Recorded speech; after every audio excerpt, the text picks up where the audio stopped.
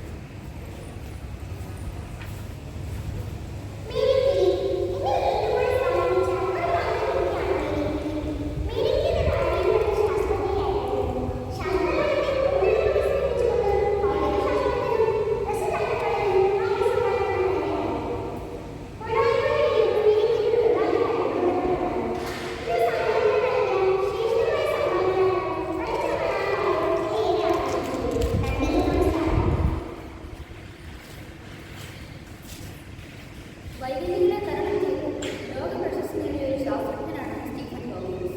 നക്ഷത്രങ്ങൾ നശിക്കുമ്പോൾ രൂപപ്പെടുന്നു തമോഗർത്തങ്ങളെക്കുറിച്ച് നമുക്കിപ്പോഴും ലഭ്യമായിരിക്കുന്ന പല വിവരങ്ങളും അദ്ദേഹത്തിന്റെ സംഭാവനയാണ്. ജ്യോതിശാസ്ത്രം, ഭൗതികശാസ്ത്രം എന്നീ മേഖലകളിൽ അദ്ദേഹത്തിന്റെ പങ്ക് ചെറുതല്ല. ഈ കാര്യങ്ങളാണ് സ്റ്റീഫൻ ഹോക്കിൻസ് എന്നെ സ്വാധീനിച്ചത്. നന്ദി, നമസ്കാരം.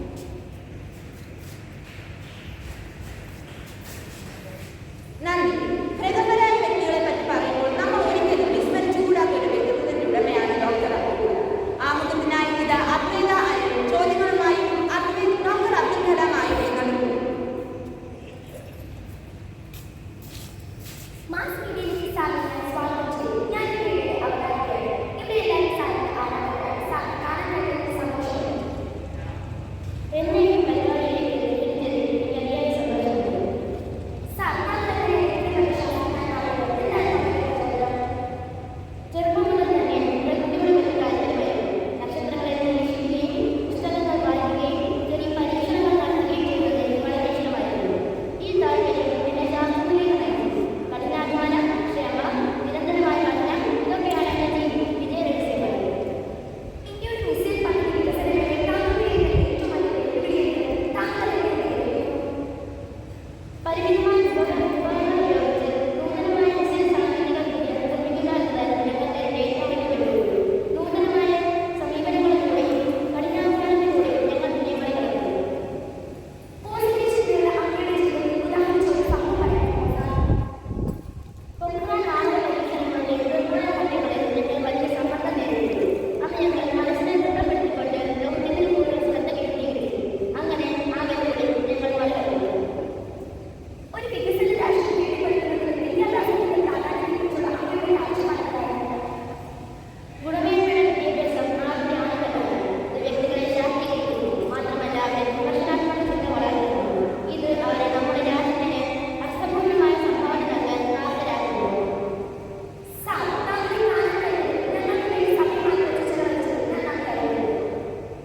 താങ്കളെ കാണാൻ കഴിയുമ്പോൾ പരിചയപ്പെടാൻ സാധിച്ചതിൽ എനിക്ക് സന്തോഷമുണ്ട്.